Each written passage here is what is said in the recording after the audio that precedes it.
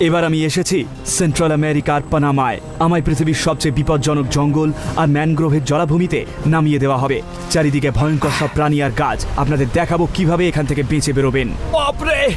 মোকাবিলা করব সবচেয়ে বড় ভয়ের। ও বাদুড়! এগুলো কিন্তু কামড়ায়। আগ বাড়িয়ে কথা বলার ফল ভোগ করব। আমি এটাকে খাবো। আর নিজেকে সহ্যের শেষ সীমায় ঠেলে দেব। ওয়াহ! হাতটা যেন ছিঁড়ে যাচ্ছে আমার। আর টিকে থাকতে যা যা দরকার সে সব কিছুই করব। জায়গাটা একদম ভালো লাগছে না, এখান থেকে এক্ষুনি বেরোতে চাই।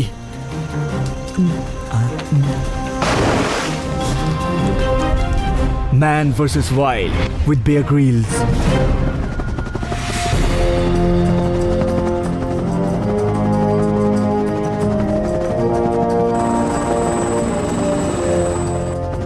আমি রয়েছি সেন্ট্রাল আমেরিকার প্যানামায়।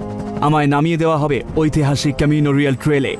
এই প্রায় ৮০ কিলোমিটার রাস্তা প্যানামার বিপজ্জনক জঙ্গলের মধ্যে দিয়ে এঁকে বেঁকে চলে গেছে। প্যাসিফিক থেকে ক্যারিবিয়ানে রত্ন আর সোনা নিয়ে যাওয়ার জন্যে স্প্যানিশ দখলদারেরা এই ঐতিহাসিক পায়ে চলা পথ বানায়। এই পায়ে চলা পথ প্রায় ৪০০ বছরের পুরনো, আর পেশাদার ট্রেকারদের কাছে খুব দ্রুত এই পথ জনপ্রিয় হয়ে উঠেছে। কিন্তু এখানে একবার হারিয়ে গেলে অক্ষত অবস্থায় ফেরত আসা প্রায় অসম্ভব। এই প্রাচীন পায়ে চলা পথ কতটা কঠিন সেটা আমি আপনাদের দেখাবো, আর দেখাবো এখান থেকে কি করে বেরোতে হয়। আমার সাথে আছে সাধারণ কিছু জীবন ধারণের সরঞ্জাম আর আমার ক্যামেরা ক্রু। ওকে বেয়ার, এবার নেমে যাও।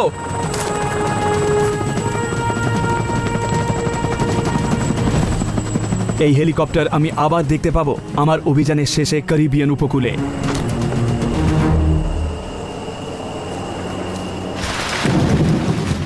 এখন প্যানামায় বর্ষাকাল, যখন তখন বৃষ্টি নামছে আর জঙ্গলের মাটি পুরো কাদা কাদা হয়ে গেছে।